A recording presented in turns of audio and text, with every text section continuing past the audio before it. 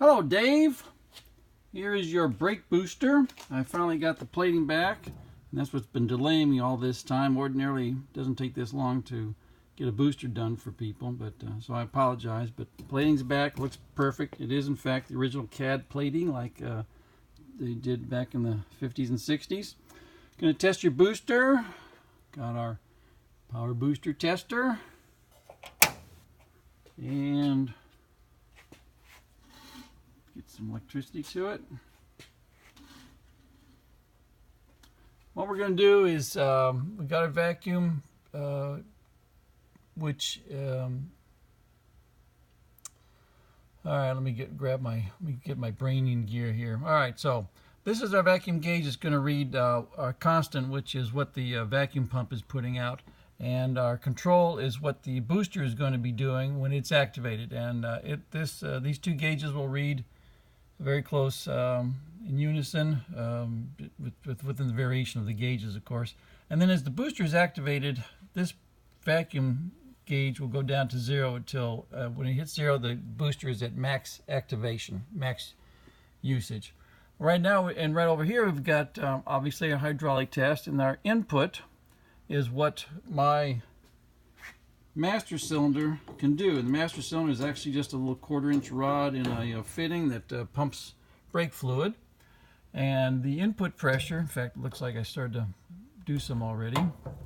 The input pressure goes on this gauge and maxes out, and then continues on this second gauge. So these two gauges are tied together, and this gives us our max input pressure. And this is our output pressure. And it goes up here, maxes out, and then we read our final pressure over here.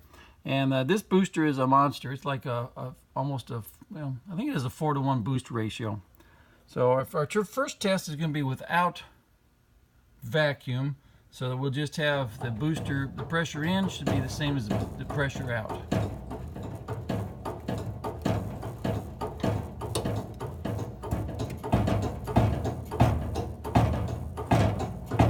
Okay, so you can see we got 350 in, 350 out, and approximately 350 right there. I got to shorten my drop cord. Okay, at the same time, we always check to see if we got any leaks anywhere. And we don't now. We're going to hit it with the vacuum.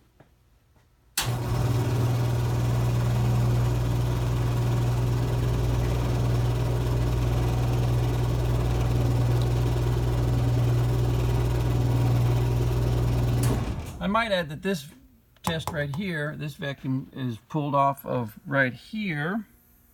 This little guy right here, and there, and I release the vacuum. And that's something that you guys can do on your own, is put a vacuum gauge in here, and as you press on the brakes, you should be able to see the gauge reach 0 the more the brakes are applied, the more the booster is applied.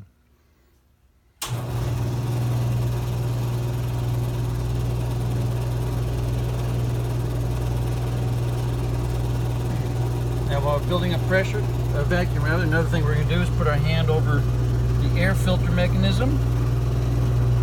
Make sure we don't have any leakage right there, which we do not. Alright, now we've got vacuum, so we're going to start activating the booster.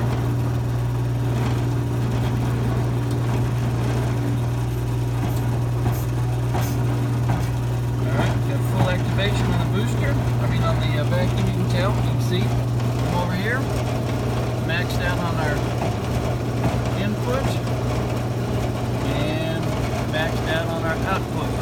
So we've got 300 in and over 900 output. This is losing pressure is a function of the master cylinder, not the booster. Now I watch it as it goes up.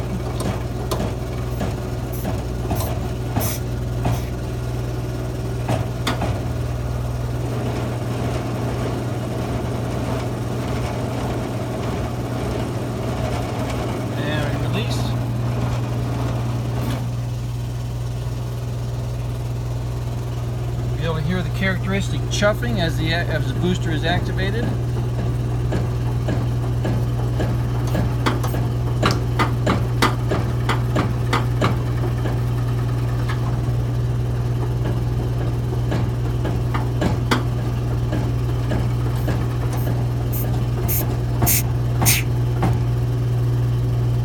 Got full activation, pressure.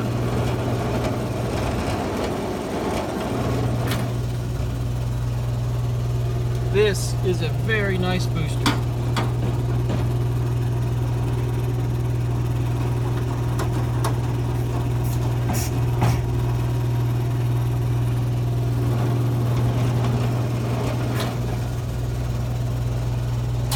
Again, we checked for leaks when we had almost 1200 psi coming out the business end, and everything is good, looking good.